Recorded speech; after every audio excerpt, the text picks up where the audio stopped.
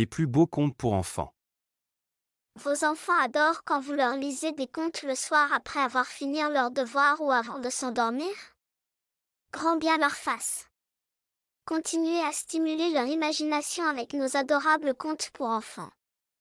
Avec ces jolies histoires, ils tomberont comme des anges dans les bras de nos contes. Amamélène et Élias.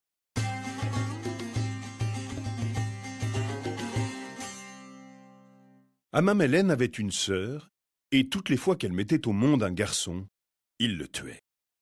Les choses se passèrent ainsi jusqu'à ce qu'un jour, ayant accouché en même temps que sa servante, la sœur d'Amamélène lui donna son fils et prit avec elle l'enfant de cette dernière. Amamélène vint, saisit cet enfant et le tua. Le fils de la femme libre resta chez la servante. Il grandit et devint homme.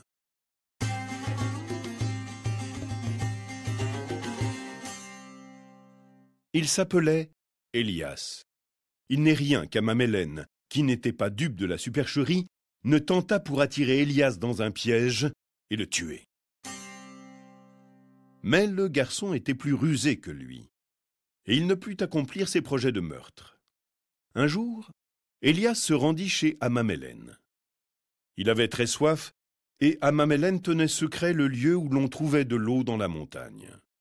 Le sol de la montagne était de roches dures, et ne conservait pas l'empreinte des pieds. Amamélène allait la nuit avec ses serviteurs faire boire les troupeaux, et rentrait pendant que tout le monde dormait encore.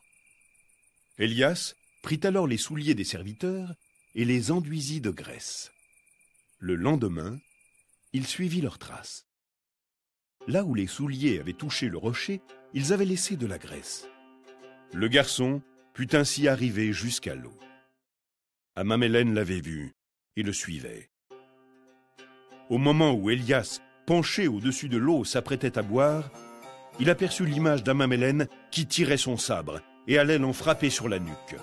Il eut juste le temps de s'élancer et de s'enfuir de l'autre côté.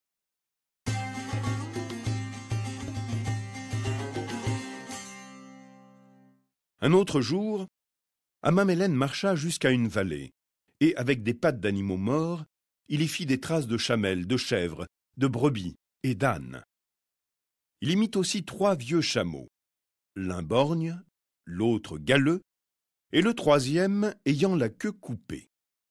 Il rentra chez lui, et le lendemain, il proposa à Élias, en échange de sa tranquillité, « Va visiter cette vallée au loin.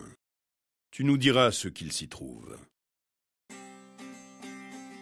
Élias se rendit dans la vallée, et lorsqu'il fut de retour, Amamélène lui demanda « Eh bien, as-tu visité cette vallée ?»« Oui, répondit Élias, je l'ai visitée. »« Et que s'y trouve-t-il?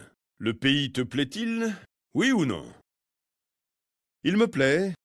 Seulement, il y a des traces d'animaux morts et 3 vieux chameaux, dont l'un est borgne, l'autre galeux et le troisième a la queue coupée. Comment distingues-tu la trace d'un animal vivant d'un animal mort? La trace d'un animal vivant revient sur elle-même, tandis que celle d'un animal mort ne revient pas.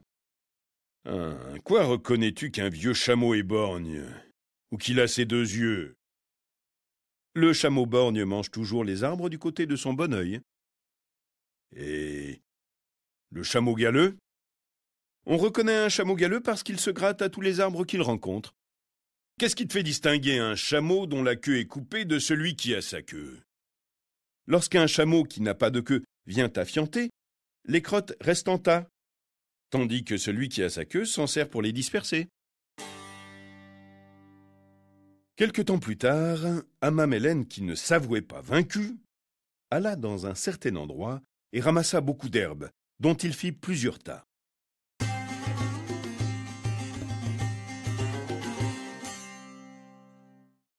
Il revint et dit à Élias, « Demain, tu iras à tel endroit et tu rapporteras l'herbe que j'y ai mise en tas. » Le lendemain, Amamélène prit les devants et se blottit dans un tas d'herbes, attendant Élias pour le tuer.